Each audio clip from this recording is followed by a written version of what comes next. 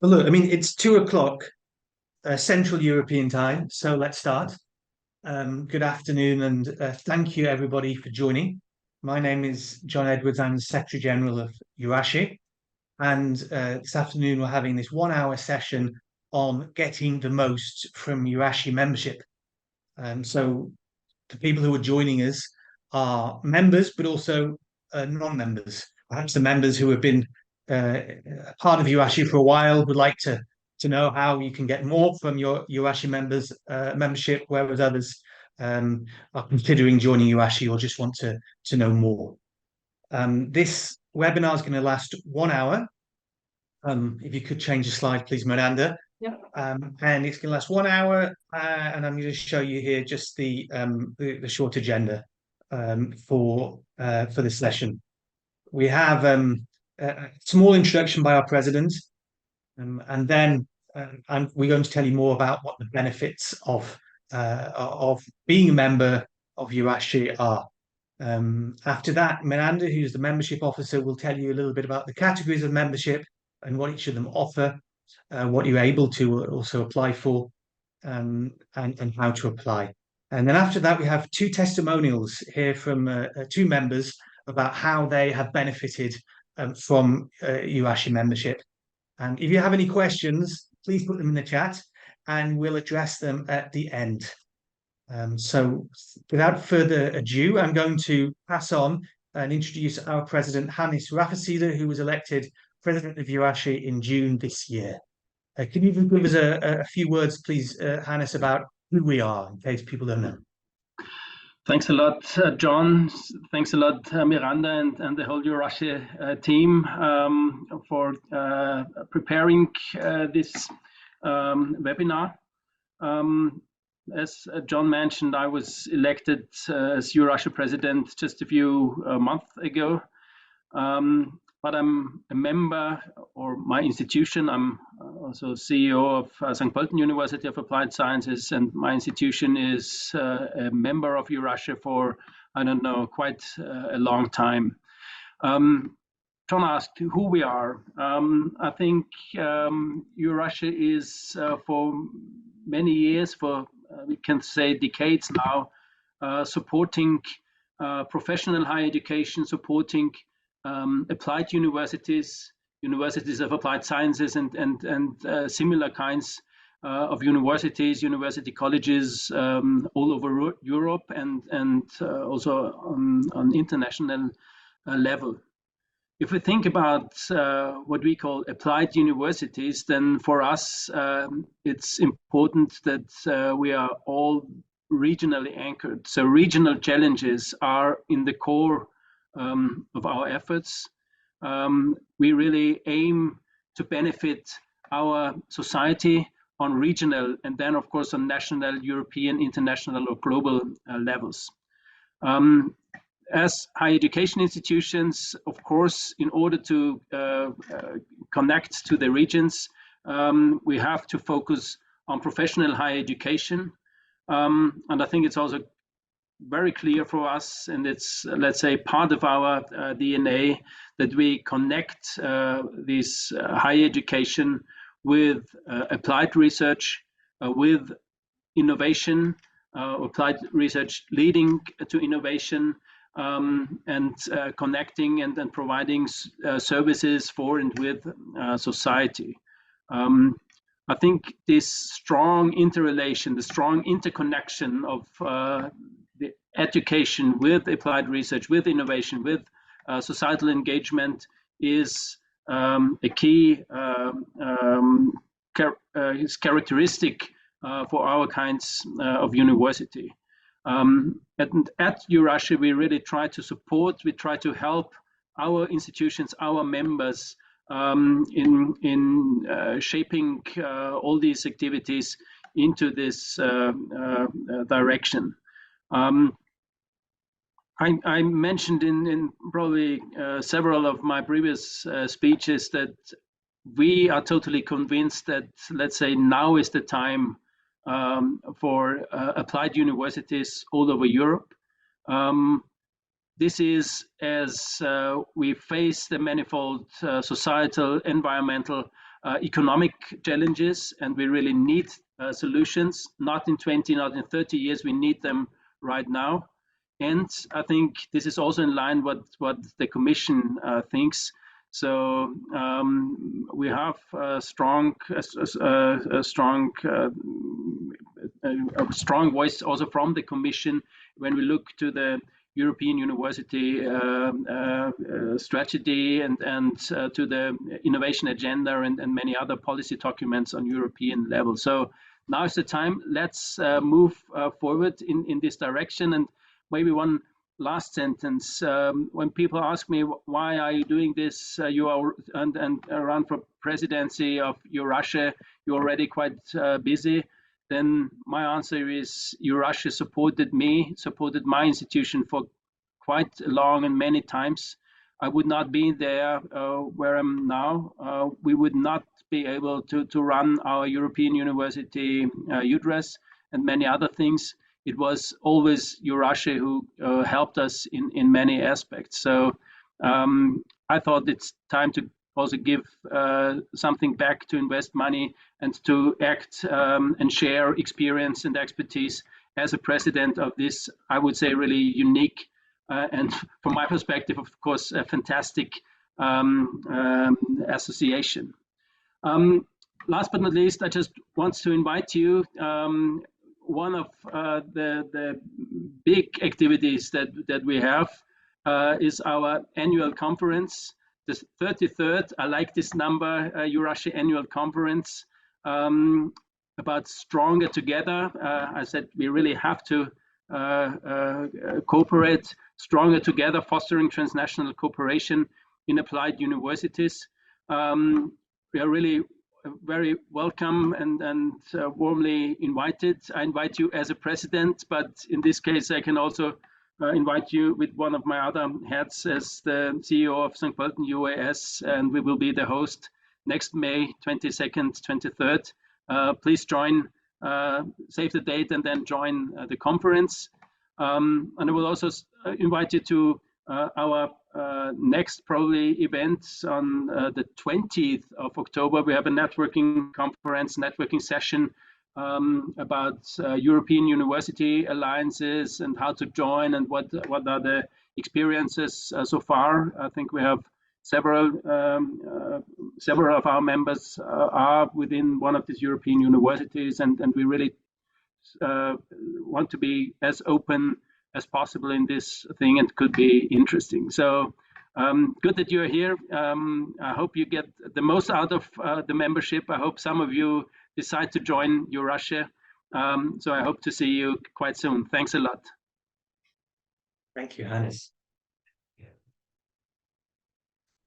Okay, so I'm going to take over now and give you a little bit of background about EURASHE strategy and, let's say, the reasons to join as well at our association. So I've been the Secretary General for 2 years, and since joining, we developed this strategy with the membership. And I think our objective over the next few years is to become a reference point for a wide range of policymakers.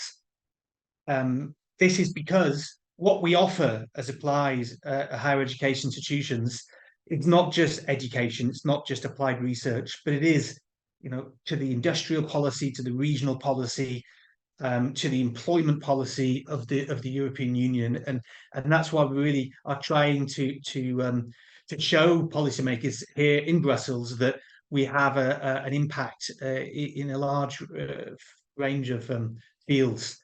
And in addition to a wide range of higher education institutions, because we have many different national higher education systems. They vary substantially. Some are binary and some are unitary. But in all cases, what we are doing is quite similar. And that's why we want to tell these countries, perhaps where we don't have members, that you're also welcome. And all this in order to help with the big policy priority, for not just for the policymakers, but for us institutions as well, which is to address the green and digital transitions that are affecting education as well as every other sector in the economy. And so we have these 5 priorities. I'm not going to go into detail, but it's just to say that these sort of three vertical priorities on skills, quality assurance, and applied research are backed up by two horizontal priorities, always looking, as Hannah's mentioned, at the regional level, but also on Europeanisation and how we can connect this big push at the moment we have for transnational cooperation to how it benefits our regions and cities. So if you go on, Miranda, to the next slide. So what I would like to tell you briefly is, and I think this is why you're here, is why should you remain in EURASHE or why should you join EURASHE? Now, I must say this, there's no simple answer because there are various reasons, various motivations as to why to be in EURASHE, and they're not the same for everyone. Let's also add that we have two different types of members. We have three categories, but as Miranda will explain, but we also have within that two types, which is a collective member. So we have 12 national and regional associations of applied higher education institutions, and they are perhaps more interested in the policy, how it affects their national context. But we also have individual members, and perhaps they're more interested in the networking activities, promoting your particular individual institution at the European level. So there are different reasons. So promoting, giving yourself profile, I think, is very important for any institution these days, however small or big or whatever its mission. How you do that, I think, is you have to stay informed. And EURASHE will help you stay informed to be able to show you how you can then speak yourselves on an international level. And we do that by sending a weekly email called the Brussels Dispatch that gives you news about the European Union, especially in the education research area, the other policy areas that we are working on, opportunities, whether it's funded projects or other networking and engagement activities, and also what we're doing. So on a weekly basis, you'll be kept in touch. And this new dispatch is only for members. Of course, we also have a newsletter to tell everyone else what we are doing. Influencing policy is something that could be personally interesting to you or not, but we do give you the possibility to be involved in some of the working groups at EU level if you wish to, either as a board member or as a regular member.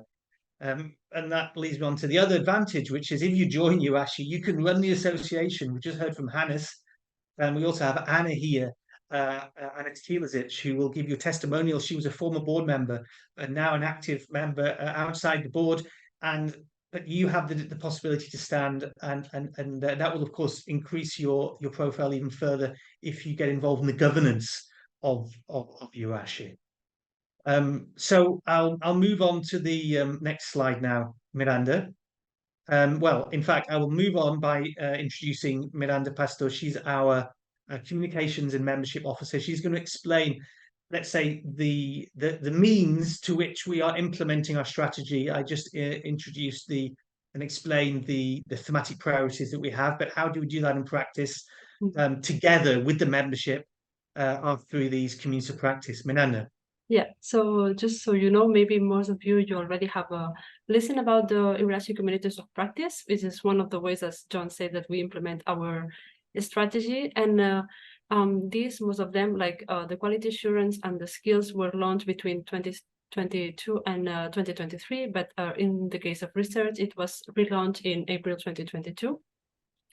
And as you can see here, it's mostly they are formed by the community, both members and non-members of EURASHE, but also from one of the persons of the secretariat, and also one of board members and one EURASHE member representative. So, for example, in research, we have Thomas, Nijole, and John. In quality assurance, we have Eljo, Anna, and Jacob.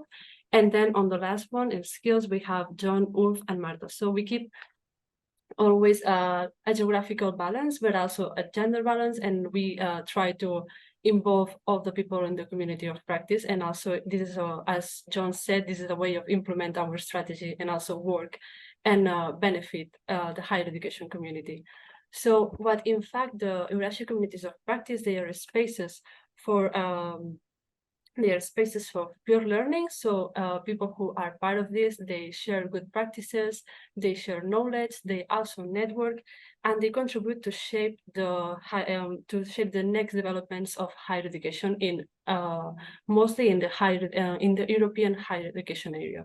So the way they work is, if you let me go to the next slide, is as you will see, we will have in the communities of practice, we have two circles, as to say, two groups.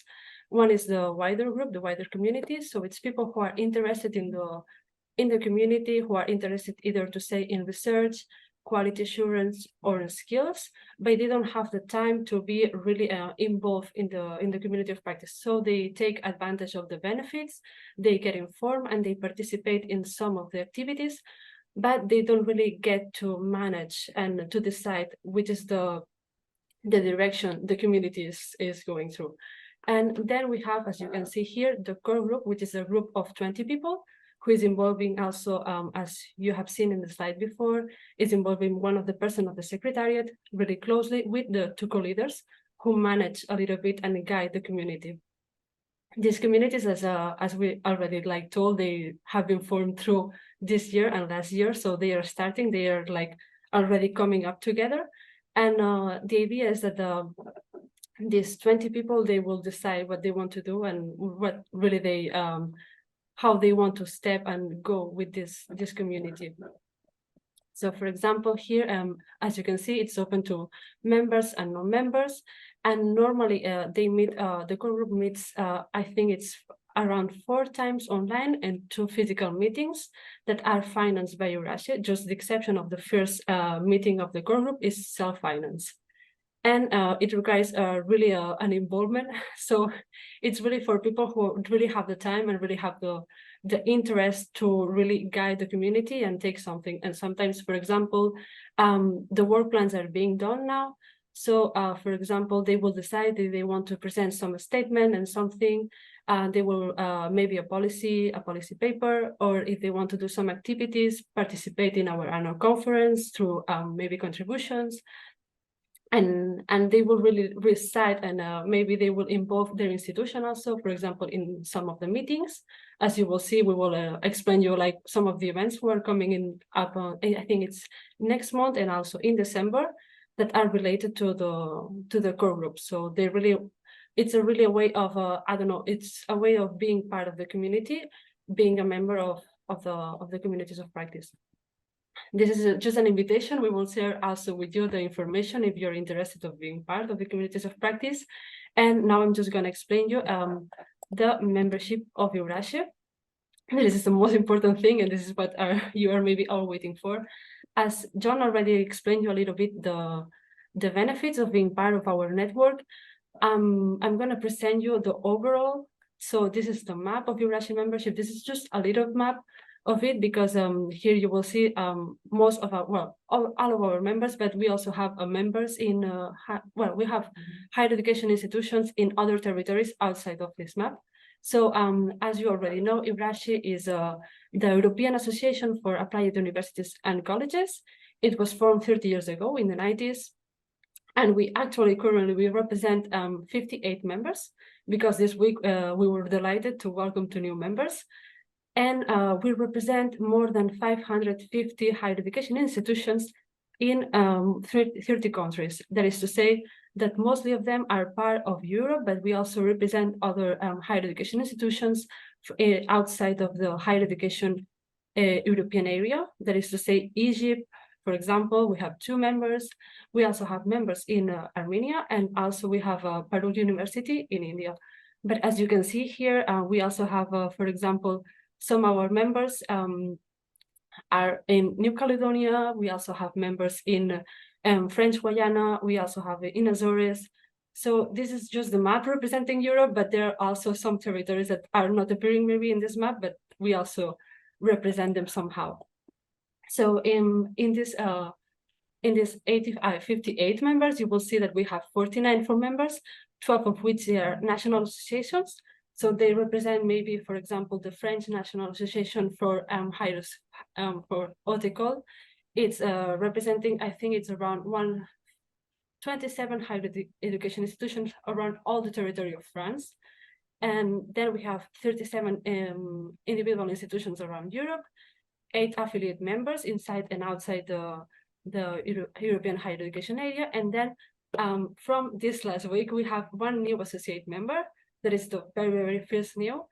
And it's a Belgian, it's a Walloon member. So why I say new member, it's because this year there's a new, it's a new update. We changed our statutes just to have a new possibility of associate member. It's a new category, so we can accept non-ATIs as associate members to EURASHE. And now I'm just gonna explain you these changes, and I'm also gonna explain you the 3 different categories to see more or less which are the possibilities of your institutions, or if you're already a member, you already know which are the possibilities. So as here you can see, we have 3, as I already told you. We have full, affiliate, and associate. So full is open to national associations and individual higher education institutions within the ATA. And then we have affiliate, that is open to associations, that is to say national associations, but also international associations, and individual ATAs, including those outside the European higher education area, or those who are inside Europe, but they don't meet the full criteria for membership.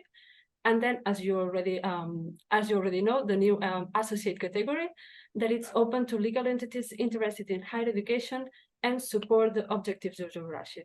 So this is it can be higher education. It can be associations that support higher education institutions and represent also other types, for example, research centers that are not higher education institutions, or enterprises, or even it can be private or public, or also non-for-profit. So as you will see, all these 3 members, they benefit more or less the same time. So they all can use our services. They can benefit from everything. Just the only difference is that full members, they can vote and also manage the association. As to say, you have seen that Anna and Hannes, they are part of full members of EURASHE, so they were presented to be part of the board. This is one of the differences of the benefits that they have full members. In addition to that, they can also host EURASHE events, as to say the annual conference that we did this year in Romania, in Universitatea Politehnica, one of our other full members, and they can also host other events. But I think the EURASHE annual conference is the flagship event, and it's a really nice opportunity to really put your institution in the forefront of the community and really show and welcome all the people, because it's a really a place where all the community of EURASHE comes together, and it really makes a really good image and a good how to say, yeah, it's really good for your institution. So yeah, this is mostly everything. Every member will receive the same service. They can all benefit from the same things. It just is this the only difference that it's between this. It's full and full. It's they can, as I said, they can vote and they can also host events. So I'm just gonna go, as John already explained you the benefits. I'm gonna go to the application form. Well, the application procedure, and it's really easy. So it's based in 3 documents. We only need an application form that you can find in our website, or also by asking to us, or just we can send it to you after this webinar. Then we need a proof of registration of legal existence. And then only for full members, since they are inside of the European higher education area, we also need a proof of external quality assurance that it's compulsory for full members, but affiliate members, they can also send it to us. In the case of associate, we only need the application form and also the proof of legal existence. Once we have received all these documents, what we do is we send it to we examine that we have everything is correct, and we pass it through to the board. Then this application is examined and accepted by the board every month, and is subject to the payment of the membership fee. That is to say that if the membership has been accepted, but the membership fee is not paid, then there is not really, it's not accepted, so it's not official. And just for your information, the membership fee for the first calendar year is based on it's pro rata based, so you will only pay from the moment that the application has been accepted. So it's to say that if it's accepted now in October, you will only pay from October till December. And yeah, this is all. I'm just gonna pass through to Anna that it's gonna explain her testimonial, her experience with the EURASHE membership. Yes, that's correct, Miranda. But just before Anna speaks, I would like to make two short comments about membership. So some of you may be joining from countries where your institution is part of a national association, like the Haute École in Wallonia, or the technological universities in Ireland, or the polytechnic universities in Portugal. There are 12 of them. And you may think, well, I don't receive all these communications and services, or the weekly email update and so on. So please, if this is the case for you, contact your national and regional association and ask them to forward you this information. You may also join as an individual institution, as an individual member, even if your national association is a member. But just to bear that in mind, if you're coming from one of our countries which has a collective member. And the second point is just to double down on what Miranda said about associate membership. This is new. This is new a few months ago. We said we have one there, but there's two more about to join, to be approved. And this is because, as our president mentioned at the beginning of this webinar, that applied universities, it's in our DNA, let's say, it's in the hallmark of what we do is to cooperate with enterprise, to cooperate with new technologies, to cooperate with regional authorities on innovation strategies. And so we've on purpose increased our membership to include all these types of organizations that are not higher education institutions but want to work with us. And if that's the case for you, then please get in touch. Maybe you need more information about specifically how you could contribute and benefit from EURASHE, and I'm happy to speak to you individually about that. But I'd like now, after making those two comments, to pass over and introduce, I said, to Anna Tekilazic, who used to be a member of the board, is now Secretary General of Algebra University in Croatia. And I think she's got a story to tell about how she got to know EURASHE and what she's benefited from being involved in the community. Anna, please. Thank you, John, very much. Thank you, Miranda, and good afternoon to everybody. I'm very pleased that you invited me to speak and tell my story to this audience of possibly interested members of future members of EURASHE. And I would like to start by introducing you with my institution, which is a very small institution in Croatia. And Miranda, you can go to the next slide. So it's Algebra University College, and I put college in parentheses because we actually began the process of transforming from a college into a research university some 3 years ago. It's a very complicated, bureaucratic, I would say even procedure in Croatia, but it is about to finish maybe in a month. And but we are still a small institution with around 2,000 students, but also 10,000 lifelong learners. So people of different age taking different courses, micro-credentials, trainings. And so we are very open to a wider society. And we are also a growing institution, which is in terms of numbers of students and lifelong learners. In our calculation, it's about 15 to 20% per year.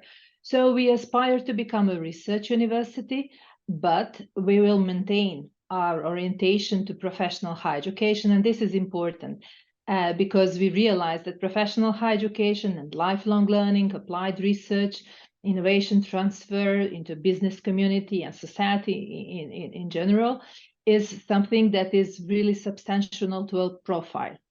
For example, at the same time, we actually this year we got a project where we are lead partner of the Center of Vocational Excellence, artificial intelligence powered next generation of VET. But at the same time, we aim to become a European University Alliance, and we are preparing a proposal for the open call, and we are happy and very thankful for EURASHE to be our associate partner, because we see there a huge potential that EURASHE can contribute in our project and in various activities, and in making connection between our consortium, our alliance, with other alliances as well that are also members of EURASHE. As an institution, we are very active at the European level. So we have around 70 European projects ongoing at this particular moment. And these projects cover institutional development in all areas of higher education: learning and teaching, research and development, innovation and collaboration with business sector, and community engagement. So before, until maybe a month, we are a member of EURASHE more or less automatically, because as University College, we belong to Croatian National Association of Professional Higher Education Institutions. But we really, throughout the years as an institution, we hugely benefited from participating in EURASHE activities. So for that reason, we decided that now, when we are becoming a research university, we will apply as an individual member to EURASHE in order to keep these contacts and to keep the possibilities that EURASHE opened to us. So, for example, EURASHE is giving a great opportunity for us to find and maintain cooperation with like-minded partners, different networking opportunities with other professional higher education and stakeholders, not only institutions, but also other stakeholders. Then we can also have a possibility to participate and to shape European policy making, which for me personally was very important, since I worked for the Croatian Ministry for 20 years, and I always was very active in European policy making. So being a member of EURASHE really gave me a possibility to continue working on policy development. Then, for example, an important opportunity is also sharing practices about many different topics with other higher education institutions, and learning from our peers. It is totally different when you share experiences with other institutions from different countries, from different cultures, but they are connected somehow with you, sharing the same profile, sharing the same challenges. And so these are opportunities that are like, for example, participating in different groups of the Bologna process, or different conferences and events organized by EURASHE, being online or physical events.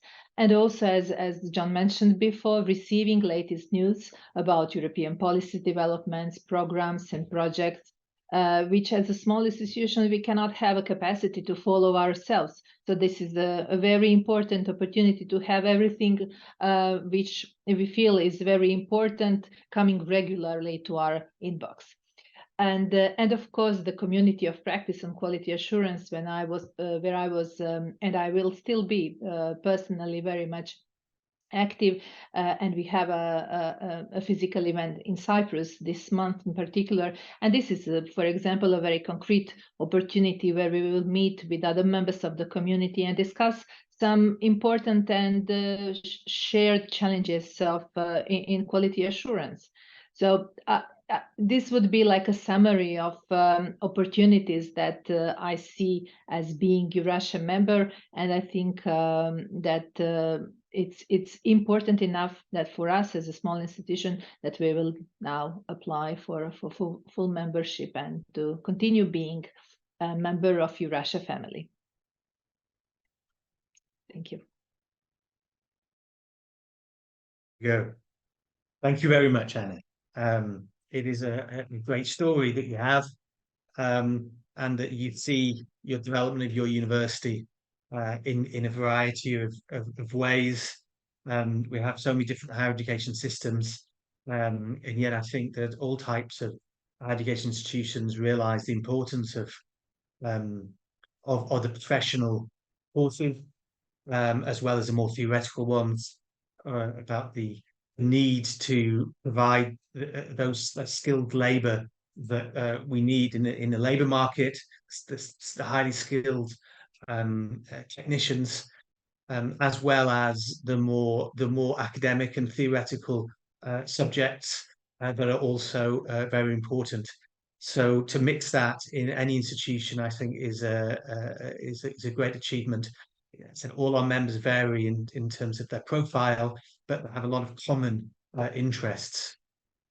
What I would say here is that I wanted to give you a flavour of our upcoming events where you personally can get involved in. This doesn't include, let's say, the core group meetings of the community of practice or the online webinars of the community of practice. Neither does it include the policy events that the EURASHE board and secretariat and some members are involved in at EU level. These is more just events where you can participate either online or in person to get to know us better, or to get more involved if you're already a member. So the first one is, Hannes mentioned it, this is a networking session on European University Alliances. It's in 2 weeks today. There was a call published this week, in fact, on the alliances. Anna herself mentioned, and there's 10 more new alliances to be created through Erasmus Plus funding, and we really want to have as many applied institutions with our philosophy to be involved in this sort of flagship European policy at higher education level. Many of you will already be in talks, I think, with other partners.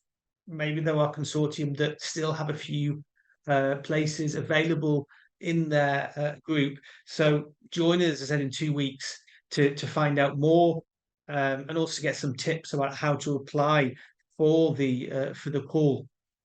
Those alliances may in the future expand as well. And so joining EURASHE allows you to get in, to get close to those coordinators. There's 4 of them on our board who coordinate these alliances. Anna also mentioned the quality assurance community practice event. So this is not the core group or a webinar. It's a larger event in Cyprus on quality assurance, and it's part also of a project, a very important project we have called QA Fit, that is looking at the state of play of quality assurance ahead of a very important ministerial conference in Tirana next year, which is the European Higher Education Area Ministerial Conference, opening a new chapter in the Bologna process, which is all about quality assurance and mobility. So then, as giving you a flavour of what we do, we have an event in European Parliament, and that's organised by the Skills Community Practice during the Lifelong Learning Week, an increasingly important subject at EU level, which is happening at the beginning of December. It's part of the European Education Area Summit. Also, just give an international about what you do. Everyone in Europe should be there, of course, but those who may be participating or know somebody who are participating in the COP, not our COP, different COP, Conference of the Parties, not a community of practice, of the climate change negotiations. We have an event in Dubai there on the 8th of December on education skills, together with UNESCO and the Higher Colleges of Technology, which is the largest provider of applied higher education in the Middle East. For those of you already members, the next General Assembly is on the 11th of December, and that's always an opportunity to get updated further about what we're doing. We also use the opportunity to adopt membership fees for next year. Then next year in 2024, there will be a leadership forum in March. We haven't quite decided where yet. It will be hosted by one of the members of the board, and this is for presidents or rectors or their vices who are really involved in the management of institutions, to get together and to help each other to assume what's a very demanding role in their institutions. As an example also of what we're doing in research, the research community practice is supporting an international staff training week in Vilnius next May. And that week has been designed to allow people to use the Erasmus Plus mobility grants to come and increase their competencies. And finally, as been announced by Hannes, the annual conference will be on transnational cooperation, so building on the momentum we have with the European Universities Initiative. But it's our annual conference, so many subjects are covered, and that's next May. There may be other events we haven't yet organised or thought of, but these are the main ones that I wanted to share with you. Now we have 20 minutes left, so we're just going to another testimonial from a new member who joined at the beginning of this year. And following this testimonial, there'll be time if there are any questions in the chat that we can answer them. But I would like to pass over to Mona from Metropolia University of Applied Science in Helsinki, and just to give us an idea of why you joined EURASHE, Mona, and how's it going so far? Yes, thank you, John, and nice to be here. Perhaps in the next slide you can see more of a reasoning. So actually joined EURASHE at the beginning of this year, and Metropolia is the largest university of applied sciences in Finland.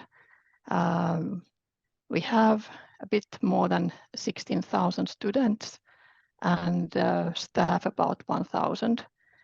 And we have been part of a EUREKA alliance already from 2016, which is a European alliance for 6 universities of applied sciences. And now then in the last call, 2023, our EUREKA, and which now turned to EUREKA Shift, alliance was accepted by the European Commission. So our alliance focuses on climate neutral and smart cities mission, supporting it with education and research.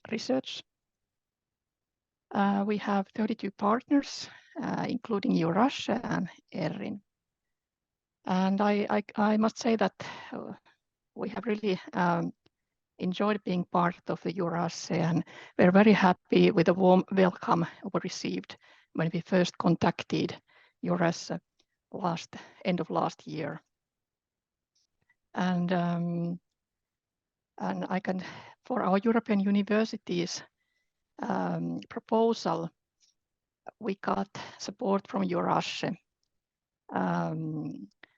We got visibility through EURASHE annual conference, and also before that we got really good practical advice and lessons learned from existing European university alliances, from EU for Dual Alliance. So very good hands-on, in-depth support, which was very helpful when we were about to submit the proposal. Then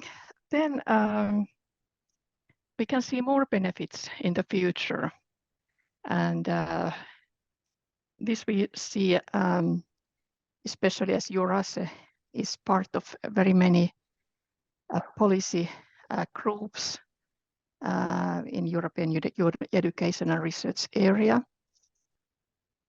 And then as EURASHE is an associate partner in our European University Alliance, we can see many benefits in terms of joint communication, dissemination, possible joint events, new research and innovation projects. So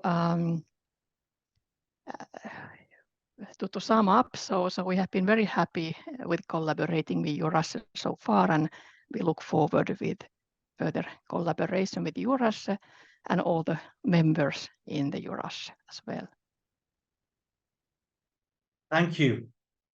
Thank you very much, Mona. And just a point of clarification there, EU-funded projects, whether it's the European University Alliances from Erasmus Plus, but many others are able to bring in associate partners.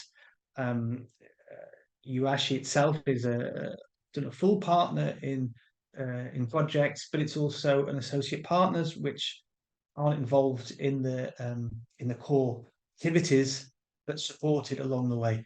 And one of the reasons to join EURASHE is to have our expertise and support for your projects. So we can't do it for everyone, and therefore this is an exclusive, let's say, benefit of being in EURASHE, is that we will support you as an associate partner. Not guaranteed, but depending on the project proposal, but we'll certainly take the proposal much more seriously if you are a member of EURASHE. Also, I know we have a few participants from outside Europe here who are interested, and I think that's perhaps a point that we haven't properly made today, that we are open to cooperation internationally. And next year at the annual conference, it won't only be about transnational cooperation within the EU that is increasing in intensity, but it will also be how these European University Alliances and other similar groupings, and EURASHE itself, can be open to other parts of the world, because I think that that's where a lot of the innovation in education is happening, and we need ourselves to keep in touch with you. So please, if you are thinking to apply to join EURASHE as an affiliate member, to do so. And you maybe can't be involved in all the physical events which happen in Europe, but you are able to communicate now just as easily as we are online. So what I would do now is just to say that we've come to the end of our let's say program of the speakers that we have. I think that Miranda has been answering some of the questions that come up online, and I think that some of them are factual, that can be answered and have been already. We've got a comment here from Mikhail Karpicek, also promoting an event that they're organising International Week in St Pölten. Many of our members have International Week, and we're doing the best to support those, including, for example, in St Pölten, one of the team from the Secretariat on Expert on Quality Assurance is there. And we are, within our, of course, constraints that we have, willing to join your events in different parts of Europe, supporting them when you organise them. Is there anything else that's come up that I haven't picked up on, Miranda? You think is worth answering live? Yeah, I would just say there are some questions about the membership fees. For example, as we explained, they are based the first calendar year. They are based on pro rata, so it's gonna be just from the month of joining till the end of the calendar year, till December. But also they are based on the membership categories, so they are different for full members, for affiliate, and for associate. And they are also based for affiliate and full. It depends on the size. Either they are associations or individual higher education institutions. And also on the GDP per capita of the country. There's to say that the countries that are, as to say, they have a lower GDP per capita, they pay less than countries that maybe they can be more rich in the basis of GDP. This is exactly. regarding fees. I don't know if you have any comment on that. No, that's just to say that I think the fees are reasonable. Let's say we provide value for money, I should say, in what we do, and like any other service, that we try and serve our members as best we can.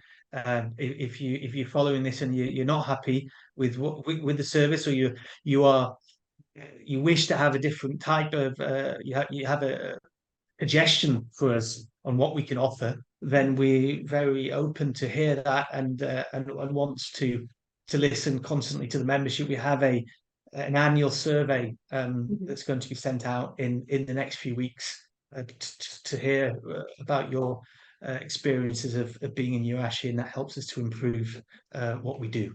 Yeah, exactly. So we cannot say any kind of a really particular fee right now, but we're open to speak with each of the applications and also to see in per case, because it depends on the country, the size, and also the category.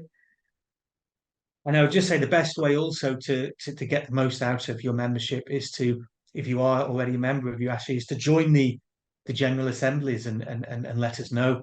Stand for membership of the board, join the community practice. So we'll try our best, but it is down to the individual members to engage with what we have to offer to get the most of your membership, and that is the subject of the webinar.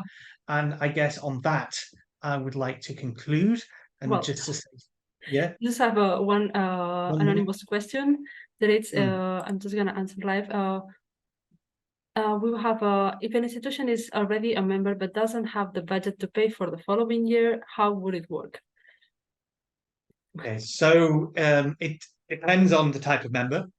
First, that would be the first comment, and we also very patient in terms of knowing that certain institutions, especially small institutions, sometimes have problems. So what we can do is we can wait to receive the fee. If an institution is still not able to pay the fee, they have to leave the association, but they can stay informed about what's going on, and they can join again in the future. I said there are opportunities to be involved in EURASHE activities like the community practice, even if you're not a member. So it's not a disaster. Let's say your institution can't pay, and that does happen on occasion, and some members have had to leave as a result. But as I said, we are flexible, and so there's no punishments given out if you can't pay your fee. Yeah, I will also add that we are always open to communication. So if you're a member, a direct individual member, an association, or also a member through one of our association members, you can also join us. Well, you can join us or also ask us for any support or help in events, projects, everything. We're here. We're just trying to help our members the best as possible. Yeah, that's right. And we have a team in Brussels of 6 people. The door's always open to you if you want to visit us, if you are in Brussels for whatever reason, and of course online to arrange a meeting with us. We're ready to answer any questions. So look, I think that's enough for now. I think I've very much appreciated the participation of our 2 members, Anna and Mona. So thank you very much to both of you. Yeah, keep in touch. Have a good weekend. Bye-bye, everyone. Thank you very much. Yes, thank you. Have a good weekend. Bye-bye.